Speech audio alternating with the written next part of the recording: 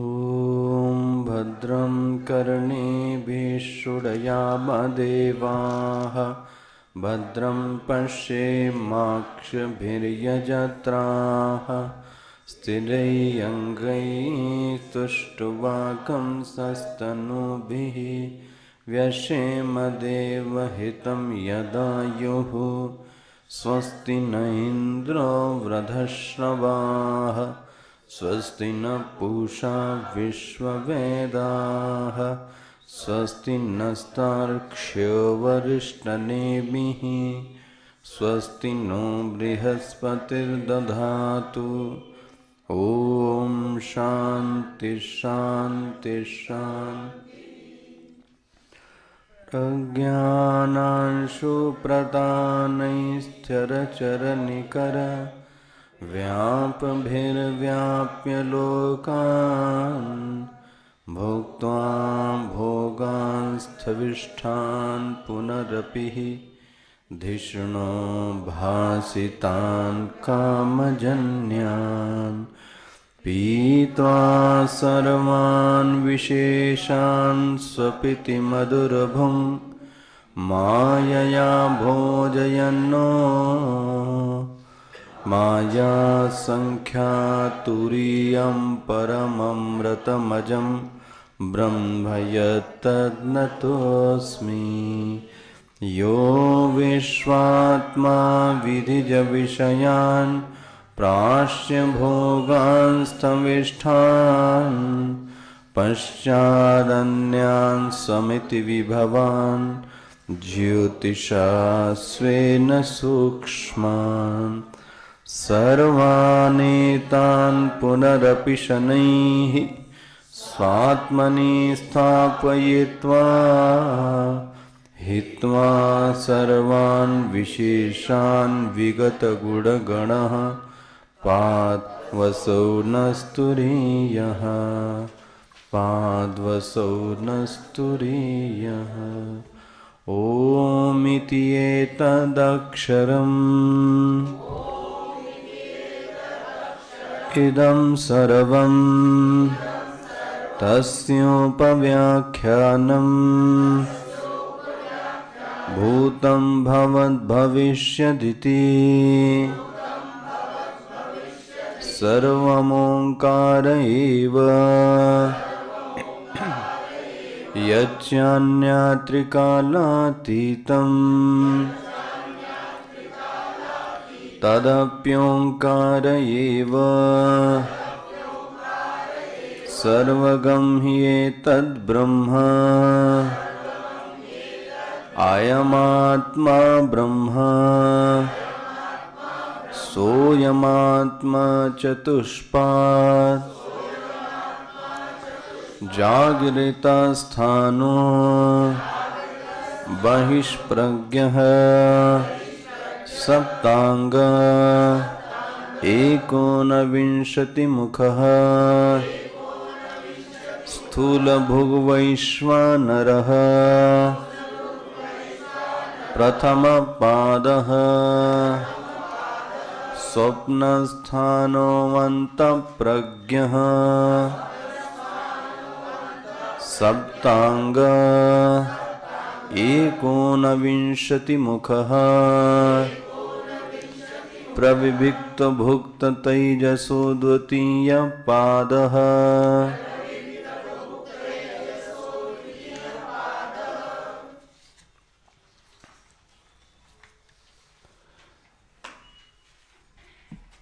सत्रहवें पेज के भाष्य से देखिएगा।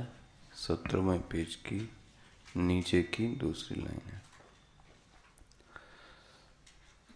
तथैकोनविंशतिमुखः अन्यस्य बुद्धीन्द्रियाणि कर्मेन्द्रियाणि च दश वायवश्च प्राणादयः पंचमनो बुद्धि अहंकारम् इति मुखानि इव मुखानि तानि उपलब्धिद्वाराणि इति अर्थः। स एवं विशिष्टार्थो वैश्वानरो यथोक्तद्वारैः शब्दादीन् स्थूल विषयान् भुङ्क्तः इति स्थूलभुक् विश्वेषां नराणाम् अनेकधा नयनाद् वैश्वानरः यथा विश्वा च असौ च नरः च इति विश्वानरौ विश्वानरः एव वैश्वानरः सर्वपिण्डात्मान्यत्वात् स प्रथमपादः। एतत् पूर्वकत्वात् उत्तरपादाधिगम्यस्य प्राथम्यस्य। कथम अयमात्मा ब्रह्मेति प्रत्यगात्मनस्य चतुष्पादत्वे प्रकृते द्विलोकादीनां मूर्धानाम् अंगत्वमिति न एष दोषः। सर्वस्य प्रपञ्चस्य सादिदैविकस्य अनेन आत्मना चतुष्पादत्वस्य विवक्षितत्वात्। एवं च सति सर्वप्रपञ्चोपशमे अद्वैतसिद्धिः सर्वभूतश्च आत्मैको दृष्टो स्यात्। सर्वभूतानि च आत्मनि यस्तु सर्वाणि भूतानि इत्यादि श्रुत्यर्थः उपसंहृतश्चैवं स्यात्। अन्यथा हि स्वदेह परिच्छिन्न एव प्रत्यगात्मा सांख्यादिभिः एव दृष्टः स्यात् तथा च सत्यं द्वैतमिति श्रुतिकृतो विशेषो न स्यात्। सांख्यादिदर्शनानि विशेषात् इष्यते च सर्वोपनिषदां सर्वात्मैक्यप्रतिपादकत्वम्। अतः युक्तमेवस्य आध्यात्मिकस्य पिण्डात्मनो द्युलोकत्वाङ्गेन विराडात्मना आदिदैविकेन तुम अभिप्रेत्य सप्तांगत्ववचनम् मूर्धा ते व्यपिष्यति इति लिंगदर्शनाच्च। हमारी आपकी जो बात हो रही थी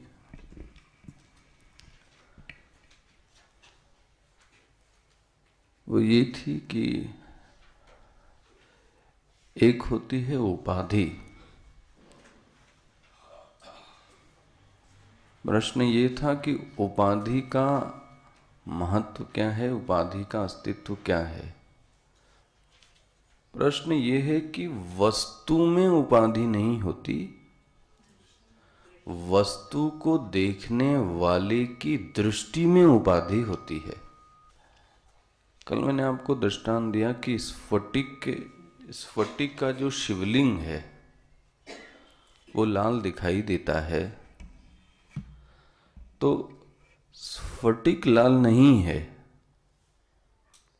स्फटिक लाल नहीं है, देखने वाले की दृष्टि में है।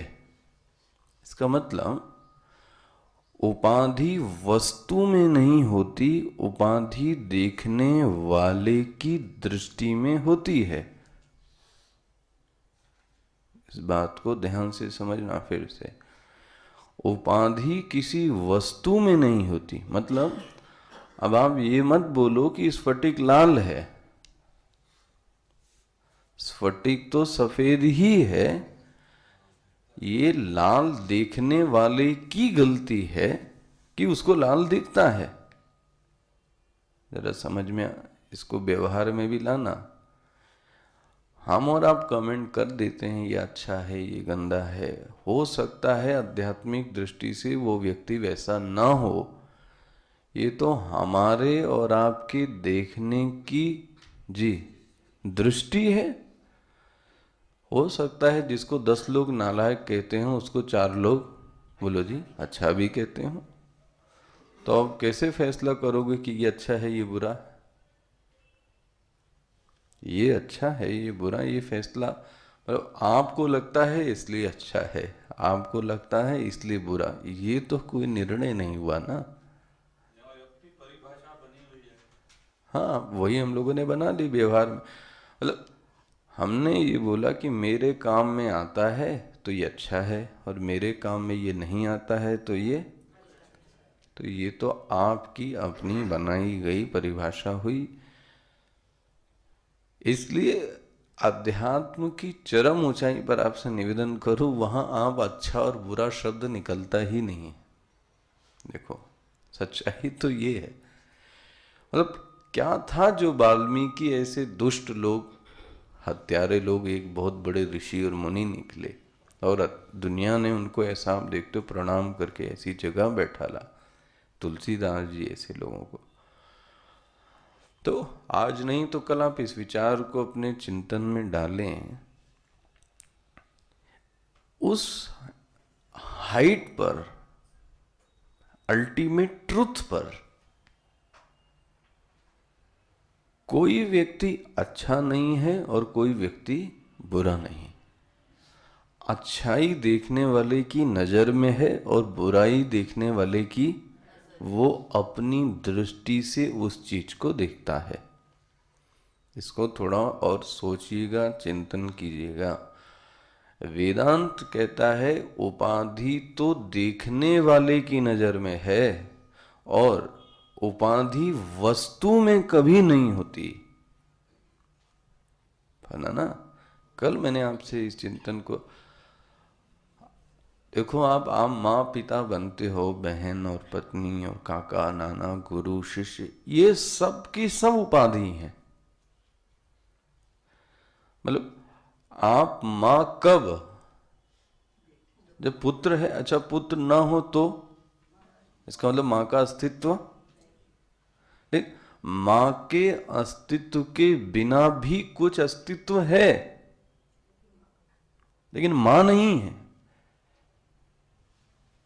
ठीक है, अच्छा चलो, स्त्री का शरीर के कारण आप स्त्री, अगर स्त्री का शरीर नहीं तो क्या आपका अस्तित्व नहीं?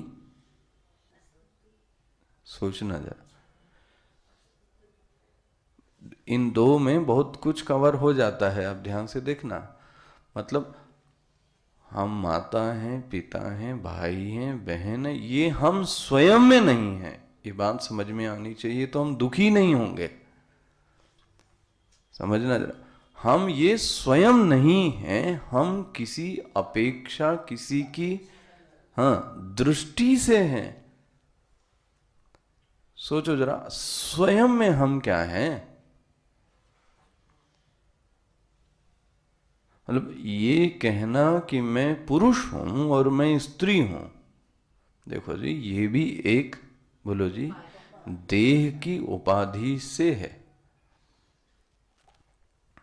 मेरी बात समझ में आ रही है? अच्छा ये उपाधि किस में है?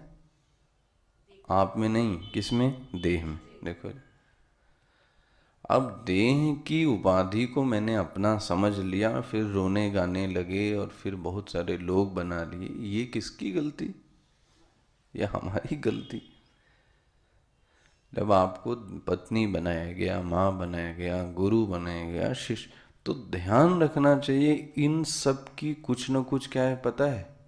आयु है, आयु है, आयु है। और आयु है, आयु इशारा करती है, आयु शब्द ही इशारा करती है कि एक दिन ये नाश होने वाली, बोलो जी, है। अब फिर समस्या किस बात की? जरा इस बात को समझना, फिर चिंता। भगवान ने अर्जुन को बड़ा अच्छा, जो दूसरे अध्याय में दोनों तरह से समझाया। देखो आप भाई, अगर आप एक एक वाक्य में कहो कि अर्जुन की समस्या क्या थी, तो आप क्या कहोगे एक वाक्य में? भाई भगवान कहते हैं इनको मारो, और वो कहता है मैं नहीं मारूंगा। क्यों नहीं मारोगे? क्यों नहीं मारोगे? क्यों? मेरे रिश्तेदार। बस यही समस्या थी ना इतनी, इसी बात पे तो गीता निकल आई। भाई तुम मारो, वो कहता है वे मेरे रिश्तेदार हैं। अच्छा क्या है रिश्तेदार? मर जाएंगे बोले भी, इतना ही चिंतन है, बस याद रखना, मर जाएंगे। भगवान ने तीन बातें निवेदन की, तीनों को समझना ध्यान से। किस किस स्तर से बोला? पहले मरे थे कि नहीं मरे थे ये? बोले क्या पता। बोले अभी पैदा हुए हैं ये जानते हो? बोले हाँ। तो जो जो पैदा हुआ है वो, देखो जी, जातस्य ही ध्रुवो मृत्यु ध्रुवम जन्म मृतस्य च। यदि ये अभी आए हैं तो फिर, और जाएंगे तो फिर, तुमको क्या चिंता है अब? देखो जीव स्तर की बात है, जब ये मर आए हैं तो फिर जाएंगे, और जब जाएंगे तो फिर, तो इसमें क्या चिंता है ये बताओ ना। तुम नहीं करोगे तो मरना तो इनको नहीं समझते। दूसरा चिंतन समझो, ऐसा कभी नहीं था कि ये नहीं थे, हम नहीं थे, भगवान ने बोला है। इस गीता में आपने सुना होगा कभी प्रवचन में। बोले ये देह जाएगी अर्जुन, ये जाने वाले नहीं हैं। कौन? बोलो जी, जो इस देह के अंदर है वो तो अजर और अमर है। मरेगी तो कौन मरेगी? तो देही को तो कोई मार ही नहीं सकता। इसलिए भगवान ने क्या बोल दिया? देही नित्यम। देखो जी, देही नित्यम अवध्योयम। देखो, कोई वध नहीं कर सकता। नित्य, ये नित्य है। शरीरिण, शरीर को नहीं बोला, ध्यान रखना। किसको बोला है? शरीरिण। देही, जो ओनर है देही का, वो कभी मर नहीं सकता। तुमको क्या लगता है कि तुम मार लोगे? इस दृष्टि से देखो तो आत्मा अजर अमर है, तब भी रोने की जरूरत नहीं है। इस दृष्टि से देखो तो मरेंगे तो जिएंगे। और तीसरी दृष्टि, तुमको क्या लगता है तुम हो मारने वाले? तुम्हारे मारने से एक चिड़िया भी मरती है, सोचो आप। जरा देखना सब उपाय कैसे कैसे भगवान ने। समस्या तभी उत्पन्न होती है जीवन में जब हमारा किसी उपाधि से क्या हो जाता है, पता है? तादात्म्य। गांठ बांध लेना, यही जीवन की समस्या है। राजनीति की यही समस्या, साधु की यही समस्या, घर घर की। जो आपको दी गई जिम्मेदारी, अब मैं उससे इतना बंध गया। अब प्रवचन का विषय ऐसा, ये थोड़ा व्यावहारिक हो जाएगा भी। जो आसक्तियां हैं ना, वो दो प्रकार की हैं। एक कर्मासक्ति है, एक फलासक्ति है। समझना इन चीजों को, दोनों में अंतर है।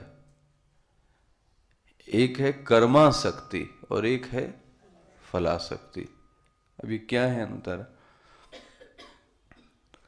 कर्मासक्ति मतलब ये है, और फलासक्ति पहले, कि मुझे इस कर्म का यही फल चाहिए। ठीक है, मुझे इस कर्म का यही फल चाहिए। ये कौन सी आसक्ति हो गई? फलासक्ति।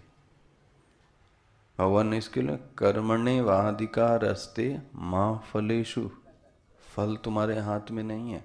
अधिकार ते, कौन सा अधिकार है? बोले कर्मणि। कर्मणि एव अधिकार ते, तेरा अधिकार सिर्फ कर्म में है।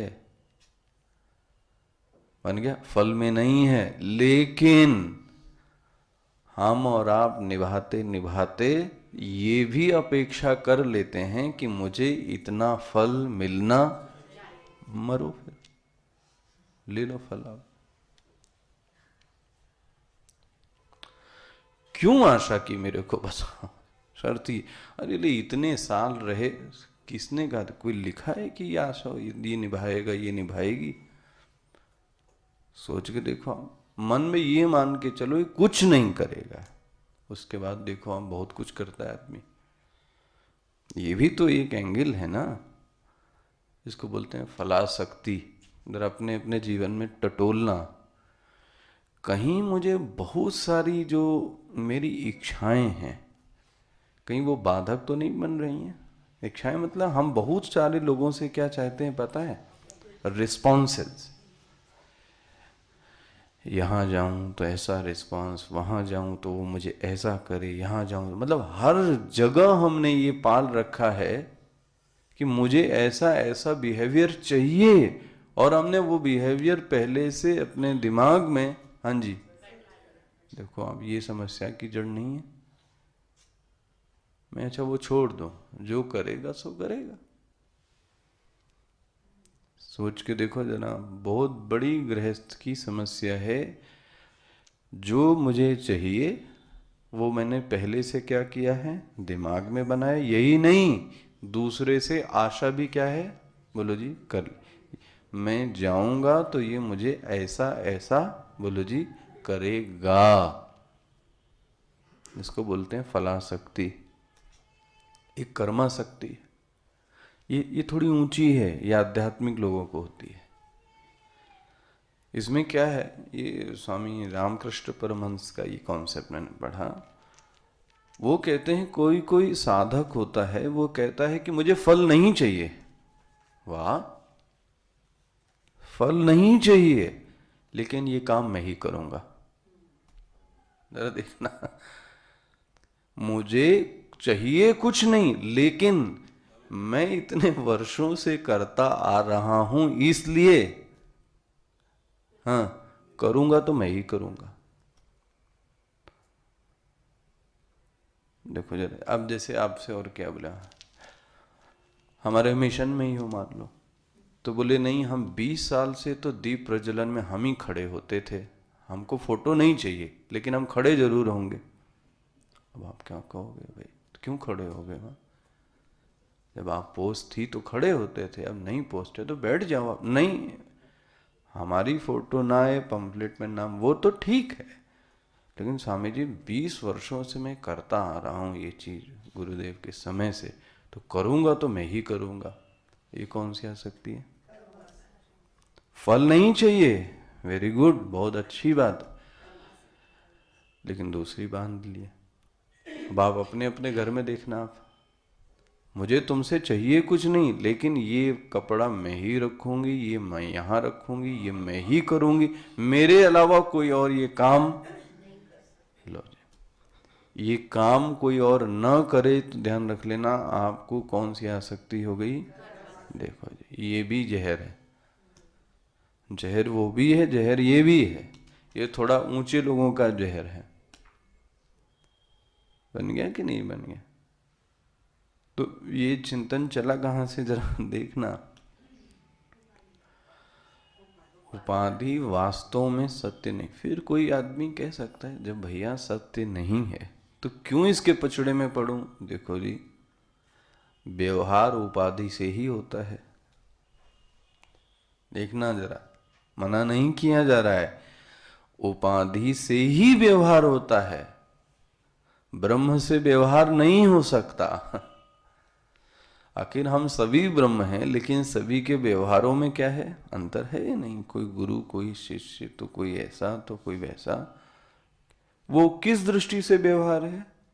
वो उपाधि की दृष्टि से है। पकड़ में आ रही ना बात? तो व्यवहार तो उपाधि में होगा, लेकिन गलती ये है कि हम इतने व्यवहारासक्त हो गए। मैंने शब्द याद क्या यूज किया, व्यवहारासक्त। इतना अटैचमेंट है व्यवहार से, बाबा रे बाबा। और सही बात है, सुबह से लेकर शाम तक व्यक्ति क्या करता है, करते करते करते करते जो उसकी बुद्धि है वो क्या हो गई, स्थूल। लेकिन आप 20-25 लोगों से निवेदन ये है कि करते हुए भी आप थोड़ा अंदर ये बैठा लें कि ये उपाधि वास्तव में सत्य, इसके पचड़े में पड़ने वाला है नहीं।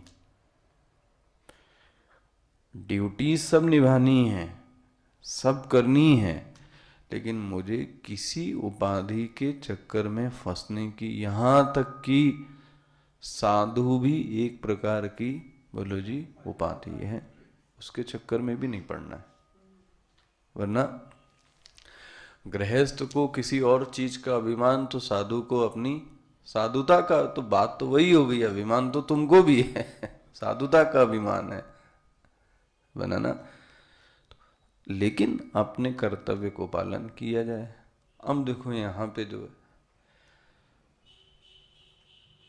उपाधि सत्य नहीं होती, ठीक है, क्यों नहीं सत्य होती? क्योंकि बार बार तो बदलती है वो। ऐसी कोई उपाधि आज तक की आप बता दो जो नित्य है, अच्छा आपके साथ एक उपाधि ऐसी बताओ जो नित्य है। सोचो जरा, कोई नित्य उपाधि है?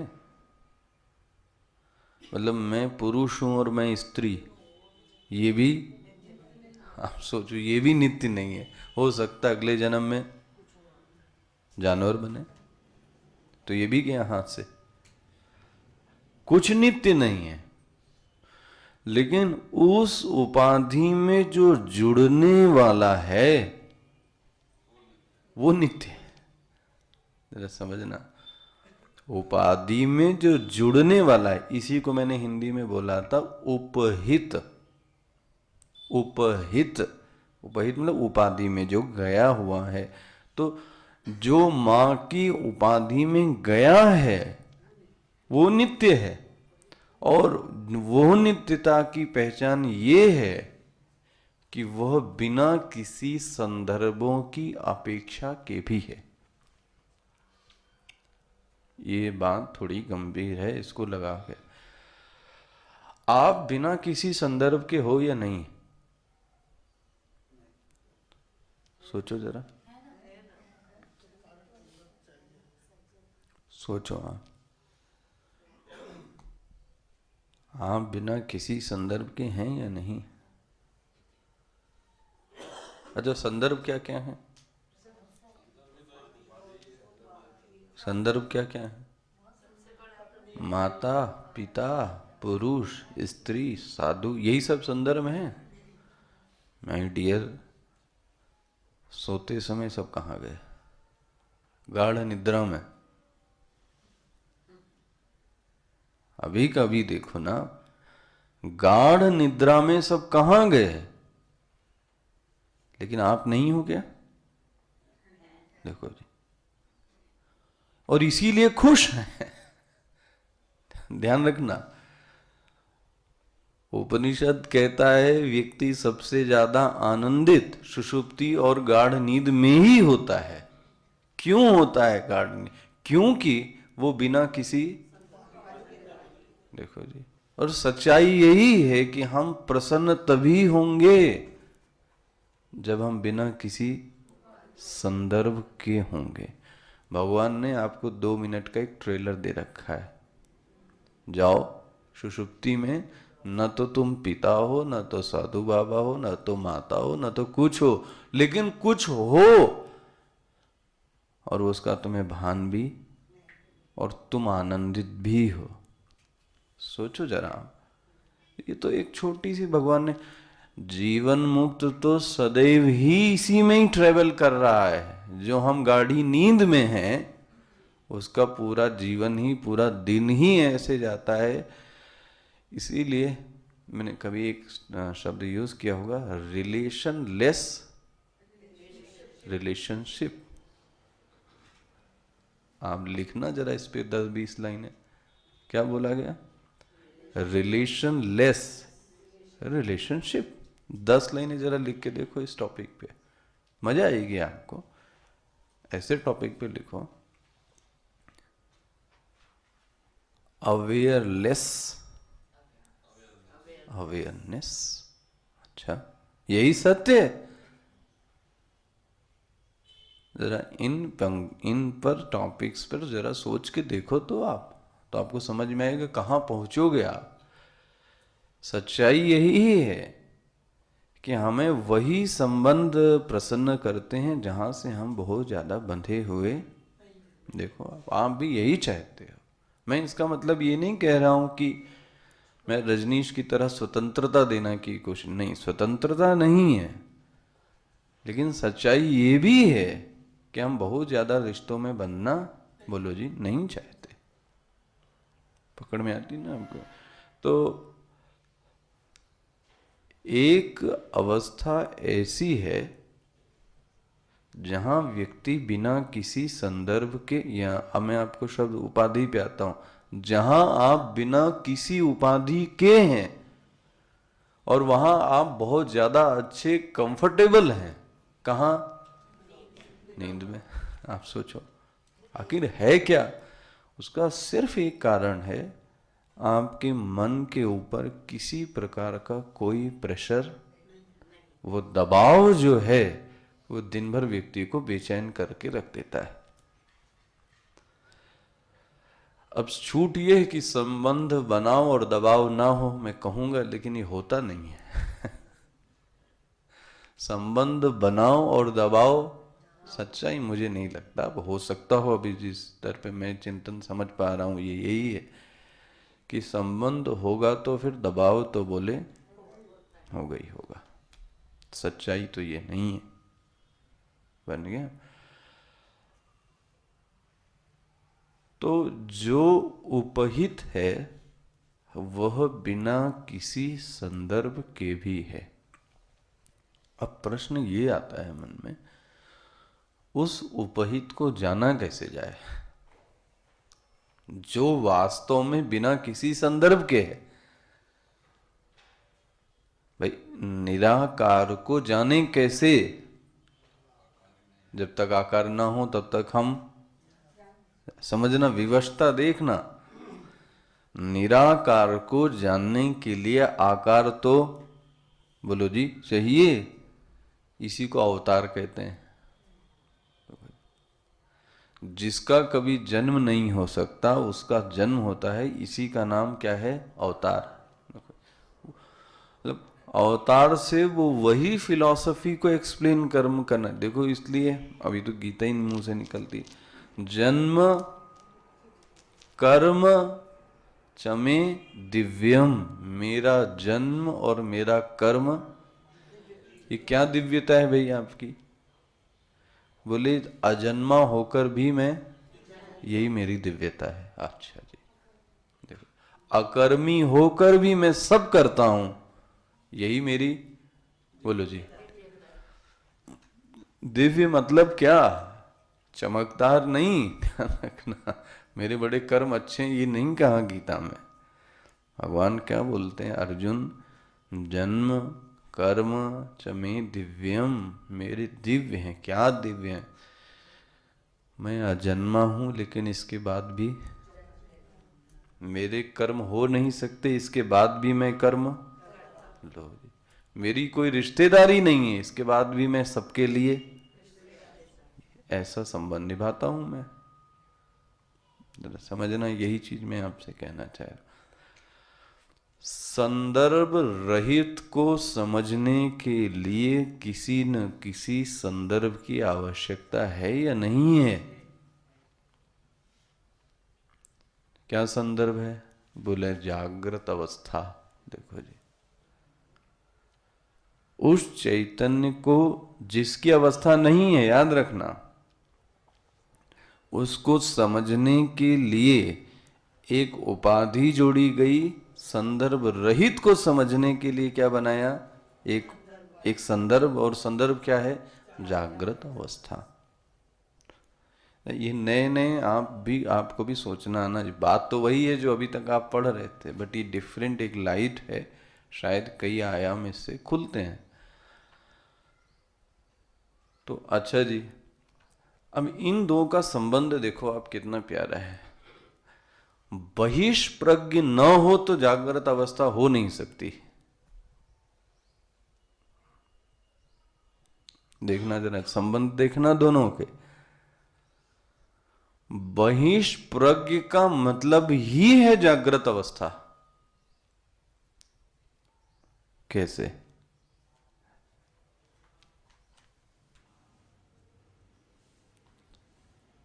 कोई एक्सप्लेन करे इस चीज को? मैंने किया है इस चीज को।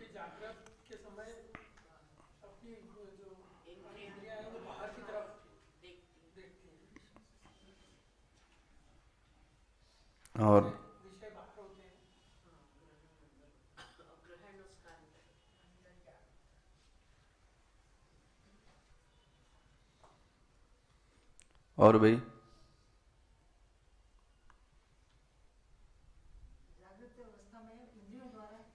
इन दोनों में आपस में क्या संबंध है? बहिष्प्रज्ञ और जागृत अवस्था।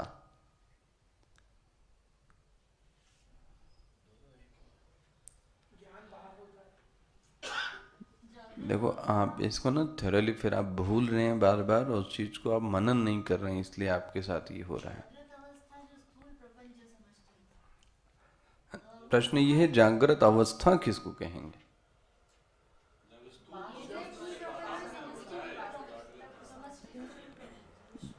पहली, ऐसे ज्ञान जो इंद्रियों और विषय से उत्पन्न ज्ञान में वही अवस्था कौन सी कहलाती है?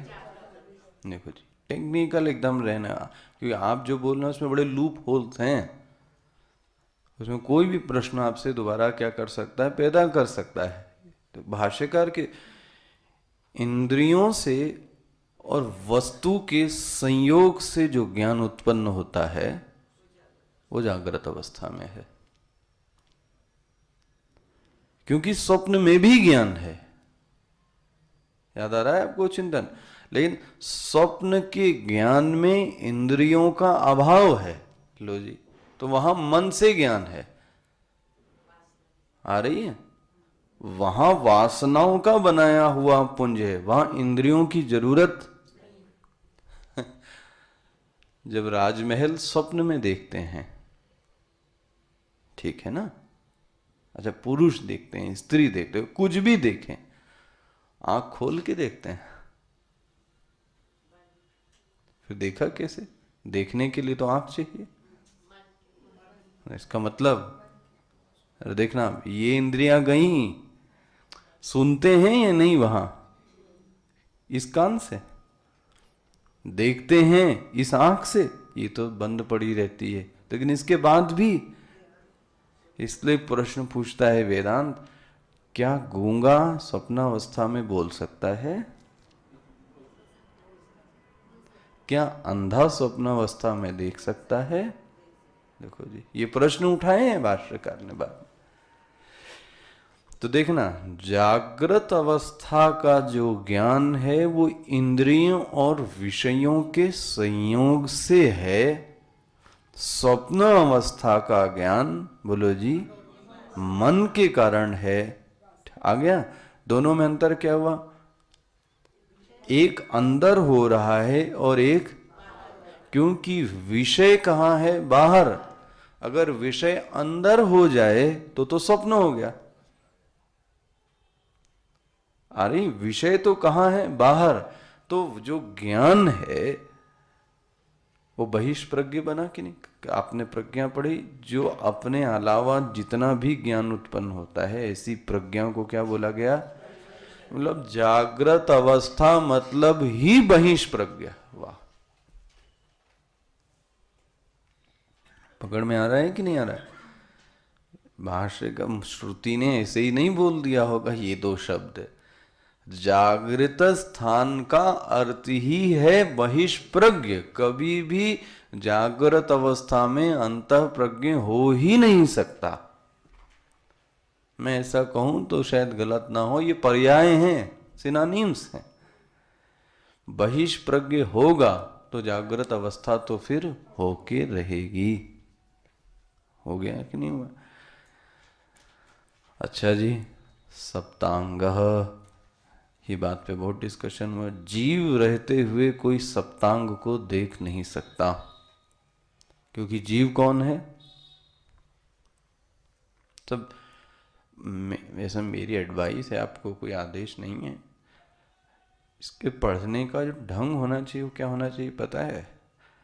जैसे आपने लिया बहिष्प्रज्ञा सप्तांग, तो आपको क्या करना चाहिए पता है? किताब बंद कर देनी चाहिए, रख देनी चाहिए किनारे, और अब आप सोचो जरा, अब आपके दिमाग में क्या आता है? तब समझ में आएगा असली घुसा कितना दिमाग में, बिना किसी नोट्स के, बिना किसी किताब के, क्या दिमाग में है। अब जो सप्तांग शब्द है वो जीव रहते तो व्यक्ति नहीं देख सकता। तुरंत ही मन में एक प्रश्न आता है, जीव मतलब क्या? तो आप क्या कहोगे?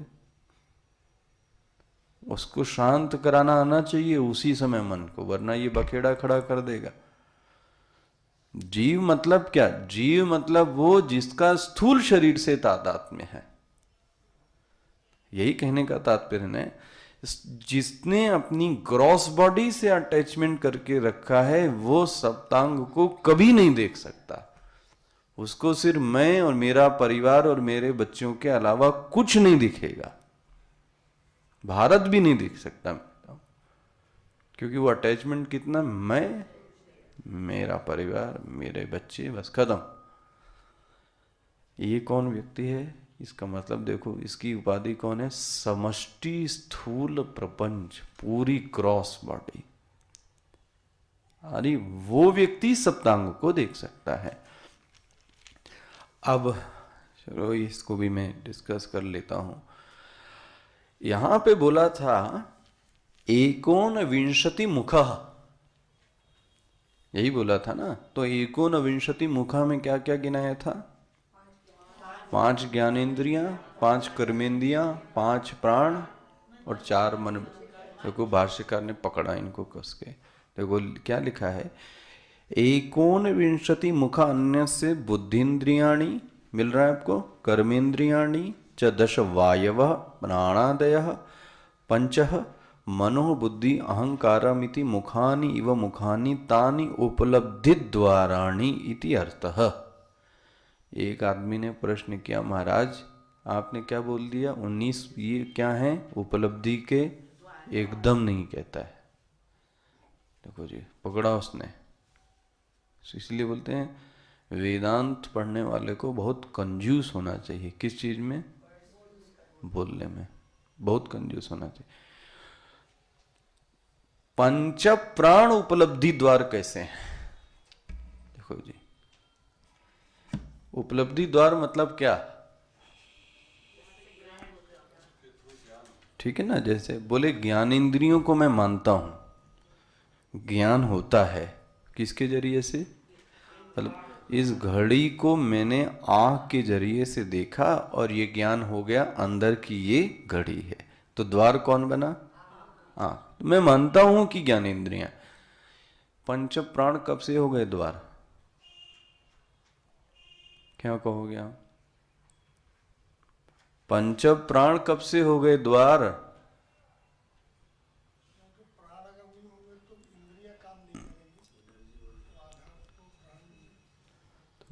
मैं तो उसको आपको इतना नहीं एक्सप्लेन करने वाला, इसमें बहुत सारा डिस्कशन किया गया है।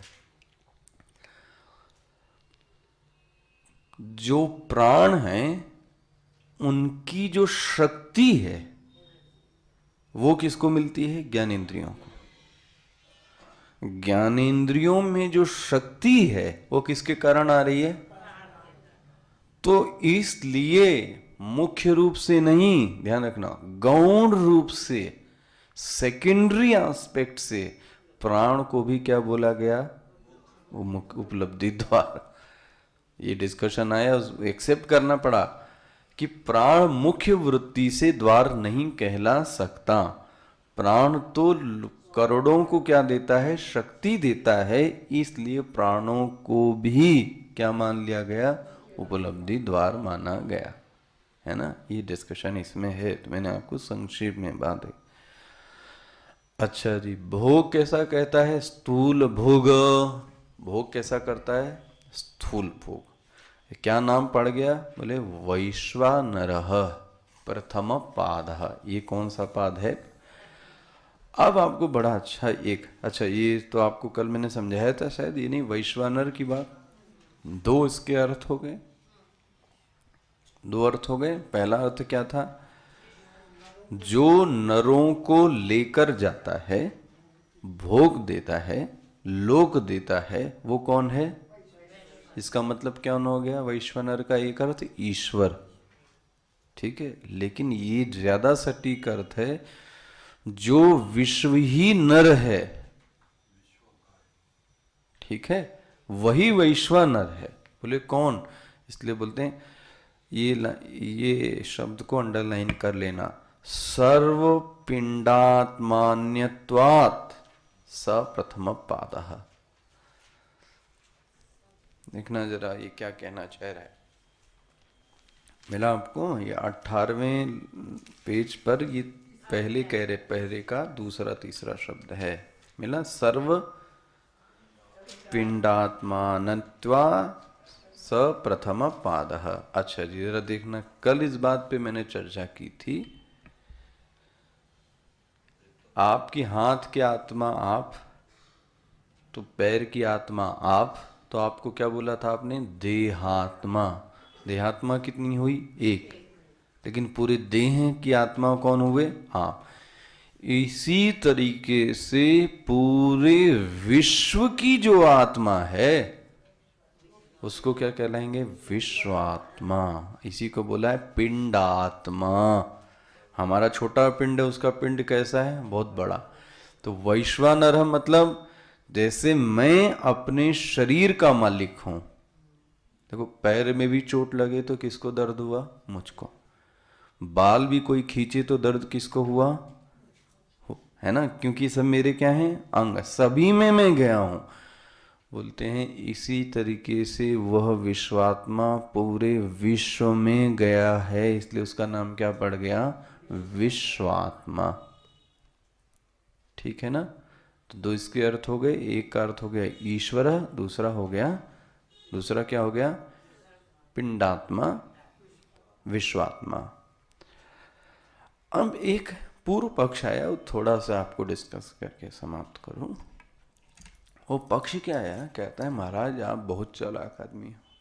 क्या हुआ भाई? बोले एक बात बताओ, ये मांडूक्य की जो चर्चा थी वो कहाँ से चालू की थी आपने? मतलब पहला मंत्र क्या था? अयम आत्मा ब्रह्म। मैंने बोला था कि ओंकार ही ब्रह्म है, ये बात को मुझे समझाओ। यही चर्चा याद आ रही है आप सबको? यह आत्मा ही ब्रह्म है, ये बात मुझे समझाइए। तो आपने क्या बोला था? अयम आत्मा ब्रह्म, ये आत्मा तो ब्रह्म है। और आपने कहाँ से, हमने आत्मा की बात पूछी और आपने चालू कर दिया चतुष्पाद, और मैंने कुछ पूछा ही नहीं और आप अपना ये जो रूप बता रहे हैं, क्या आत्मा के ये पाद हैं? प्रश्न ये देखना, उसने प्रश्न पकड़ा, क्या ये आत्मा के पाद हैं जो आप बातें कर रहे हो? ये जो आप बता रहे हो, ये द्यूलोक और ये तो विराट की चीजें हैं। देखो कैसे पकड़ा उसने। ये जो वर्णन है, मैं मानता हूं ये वर्णन ठीक, लेकिन ये वर्णन किसका है? विराट का। मेरा प्रकरण क्या चल रहा था? मेरा प्रकरण आत्मा का चल रहा था, और आप किसको बीच में ले आए? बोलो जी, ये कहां का न्याय है? देखो, पूछ लिया उस जिज्ञासु ने, क्या बोलता है? प्रश्न देखना जरा, 18वां। कथम अयम आत्मा ब्रह्म इति? कथम, कैसे ये आत्मा ब्रह्म है? प्रत्येक आत्मना चतुष्पादत्वे प्रकृते। जो प्रत्येक आत्मा है, प्रत्येक मतलब शुद्ध आत्मा, तो चतुष्पादत्वे प्रकृते। आपने कौन सा प्रकरण ले लिया? चतुष्पाद का प्रकरण ले। द्यूलोकादीना मूर्धांगत्वमिति, आपने सब वर्णन इसका चालू कर दिया। मैं तो कह रहा हूं कि शुद्ध आत्मा के बारे में बताओ, और आपने चतुष्पाद शब्द एक पकड़ लिया। चतुष्पाद से अब आपको ये मिल गया, तो आपने पूरा वर्णन ही द्यूलोक का चालू कर दिया। मैंने कब पूछा आपसे विराट के बारे में? देखो जी, पकड़ में आ रहा है प्रश्न क्या कह रहा है? मैं तो ये पूछ रहा था कि अयम आत्मा ब्रह्म ये कैसे, ये बताओ। तो आप ये सब क्यों बताने लगे मुझे विराट? क्या ये पाद आत्मा के ही हैं, प्रत्येक आत्मा के? भाष्यकार क्या बोलते हैं? नैष दोषः, ये कोई दोष नहीं है।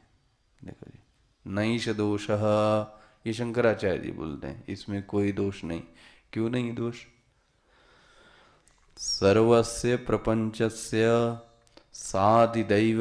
साधिदैविकस्य अनेन आत्मना चतुष्पादतस्य विवक्षितत्वात्। देखो, संपूर्ण प्रपंच के चतुष्पाद का बतलाना इस आत्मा के द्वारा अभीष्ट है। अब आगे मैं इसको और आपको संस्कृत में एक्सप्लेन करूंगा, हिंदी में, कि क्या कहना क्या चाहे। इस वर्णन से आत्मा कैसे कनेक्टेड है? इस मंत्र से आत्मा का वर्णन कैसे होगा? क्योंकि ये वर्णन तो किसका हो गया? विराट का हो गया, स्थूल प्रपंचाभिमानी का हो गया। आत्मा का तो ये परिचय है नहीं। तो भाष्यकार कहते हैं ना, इसका आपस में बहुत लेना देना है। अब ध्यान रखना, मैंने इसका सूत्र आपको शुरुआत में ही दिया था आज। निराकार को समझने के लिए यही सूत्र दिया था आपको। संदर्भ रहित को समझने के लिए पहले आपको ज्ञान किया जाना पड़ेगा, फिर समझ सकते हैं कि ये संदर्भ रहित है। पहले संदर्भ तो पता लगे, ठीक है। और यहां मांडुक्य में 3 ही संदर्भ लिए, जागृत, स्वप्न और सुषुप्ति। ओम पूर्णमदः पूर्णमिदं पूर्णात् पूर्णमुदच्यते पूर्णस्य पूर्णमादाय पूर्णमेवावशिष्यते। ओम शांति शांति शांति। हरि ओम। श्री गुरुभ्यो नमः। हरि ओम।